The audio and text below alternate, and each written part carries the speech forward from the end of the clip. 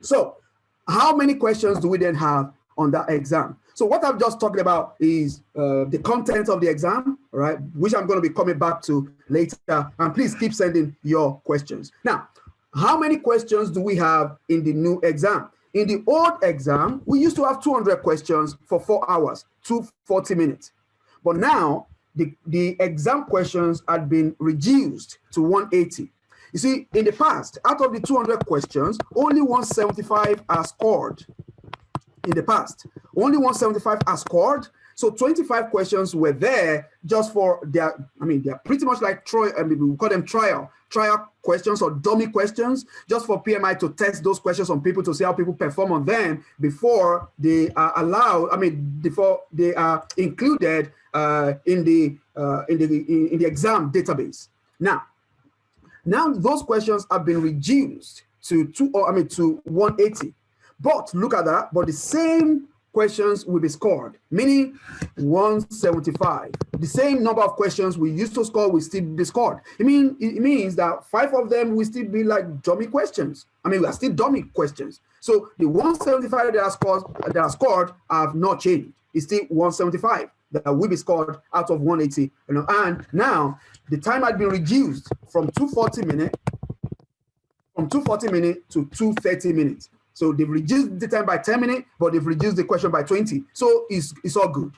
As per timing, it's all good, right? And now you can take 10-minute break, 2 10-minute breaks, so you can schedule your break when you start your exam. So you can take 10-minute break, say after 1 hour, and then take another 10-minute break after 1 hour, and then probably finish it off, or after 1 hour, 15 minutes. But it's all up to you to schedule your 2-minute break, your 2 10-minute break. If you are taking the exam at home, that's the online proctored. But if you are going to an exam center to write the exam, that's paper-based, because in some countries, they still take the exam as paper-based. So as paper-based, there is no break scheduled in between, okay? Now, the questions will be combinations of many question styles. And that's one of the complexities. This is one of the new complexities included, that had been added, another complexity layer that had been added to PMP exam. Before, it used to be classic multiple choice. They ask you a question, they give you options they ask you a question and give you option A, B, C, D. And only one option is always right. And then you just tick the right option, all right? So simple. Or if you're writing paper-based exam, you shade the right questions. But now we now have a combination of many question styles, like multiple choice. That's the way it used to be. But now we now have additional questions that are used in the exam. Though from what I heard up till now, PMI said it's going to be only about 5% of the exam questions, all right? 5% of the overall exam. That's the new question styles. So they're not going to be that many in the exam, right? But they can be there. And if you go on PMI website, they use the word may. So sometimes you may find them, and sometimes you may not find them. But even if you're going to find them, they're not going to be that many. So please do not panic. So that should not really change so much, because even if you miss those new question format, 5%, that does not necessarily mean that you're going to fail. All right. So that's why they only include few, not many of them. So it has not transformationally changed like that. But absolutely, you should be expecting some of this examination style, new exam style of questions, and I'm going to be covering them in few minutes. Now, the new exam as well, some good things to take note of. Number one, the processes are out. You see all of those initiating, planning, though they are still there, but they are not like, they've not made any big deal of them any longer. So all of those ITTO that you used to memorize, number one, number two, I remember even my last PMP course in December, we were telling people, you've got to know all of these steps, step by step in planning, number one, number two, number three, number four, so you must know some things in sequence. But now all of those, memorizing those sequences or remembering those sequences in terms of input, tools, techniques, outputs, You know, they're all gone. So you don't need to do that. So all you just need to do right now, all they expect you to know is to understand project management. Project management. And don't forget, the entire PMP exam, I think I need to rush now. The entire PMP exam is actually the test of your experience, not the test of knowledge. It's a test of experience. So it's not about what you can memorize. It's not about what you can cram. It's not about using dumps. It's about you understanding project management. In fact, if somebody has good experience in managing all types of projects, whether agile or hybrid or waterfall, you don't really need to read anything. You will pass the exam once. So it's a test of experience. So now all of those memory stuff, knowledge areas, processes, ITTOs, they're all gone. And what is not so good means that you don't need to study more if you do not have so much experience. But if you have experience, you don't need to study so much, because you have the experience. And so what the testing really is experience, not cramming stuff. Okay. And PMBOK is not the only source of the it's not the only reference book. So now to make it complex again, if based on your experience again, you've got to read as many books as possible. And these lists are not exhaustive. 10 books, including PMBOK. So the PMBOK that is still being tested in 2021, the PMBOK that's tested in 2021 is the 6th edition.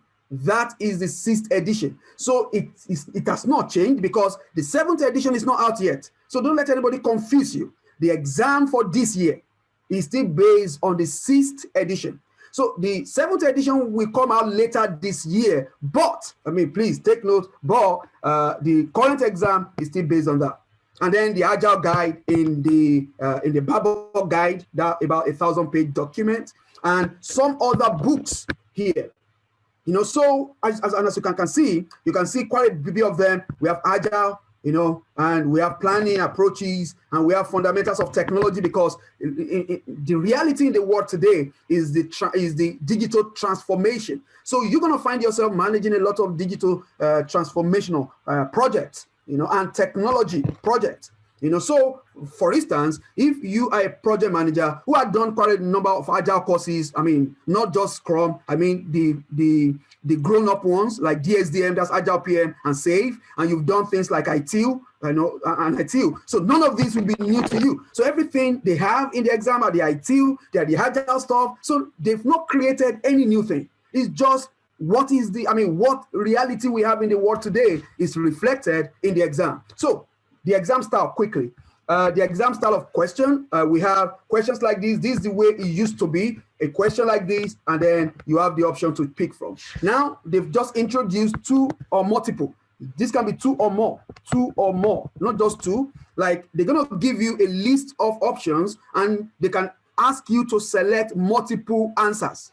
For instance, here now, they're asking you to select 2 answers, 2 answers. So, I'm not sure how they score it, because they've not given any guidance on that, but I picked this from Prince 2. Now, from Prince 2, when they ask for 2 multiple choices, now, if the answer is AB, let's assume that the answer is AB, and then you chose, all right, and you chose AC, or you chose AD, or you chose AE, or you chose BC, or you chose BD, or you chose BE. Here, you're going to score 0. You're going to score 0 because the 2 right answers are AB. So for you to score 1 point, you must get the AB right. So that's the way it's scored. So that one as well can be a little bit complex. So you must be able to eliminate that can never be there. That can never be there to find the right answer or the right answers. So one of the question styles now is multiple responses. So you can pick 2 or more. So they can ask for 2, they can ask for 3, for 4 from a list. That's 1. Then 2. There's now matching question style. What is matching? Now they give you a column like this, and then they ask you to map it. Which one will come first, which one will come second, or whatever. So you can match from one column to another column. So these are 3 questions that you can, and then you pick your answer from another column. So we call that matching. And then next, they can ask you for drag and drop. So they can put some things here for you to drag and drop. Like we have all of these, and then they can ask you to match it here. When do you identify stakeholders? We identify stakeholders in initiating. When do you monitor engagement? In monitoring. When do you manage engagement? In executing. When do you plan this? In this. When do you control? In control. You see, so you are dragging them. You are dragging them into the boxes. So on your screen in exam, you're going to be dragging. You're going to use your mouse, or you're going to use the pad to drag it into that box to match that as well. And another set of questions is hotspot. Like here, I'm very sure they're talking about risk. It's just one of the prototypes. So they're talking about risk, and when we calculate EMV is equal to P times I, that's the probability multiplied by impact, that's the impact, that's the probability, and then they give you a question, you calculate it, and then you write the answers into those boxes, right? And then we call this hotspot. You know, so there are questions that may be coming like this in the exam. And again, we have some hotspot question types as well, like these, where they give you Excel, or they give you Word, but mostly Excel, like these, like risk log or issue log or risk register or issue register, where they want you to actually write something like if it's medium times high, what would that be here? And if it's this, or they even ask you to write owner, but they could have provided you with a story or with the scenario, and then they then ask you to write inside the text, because up to now, PMI had not been testing people actually whether they can do the job. They just say, do you know what risk log is? What should you be in a risk log? Now complete it, do it. Because we want to know whether you have the experience of doing it. You know, so the exam is a little bit more complex, I mean, from these question types. And you can take the exam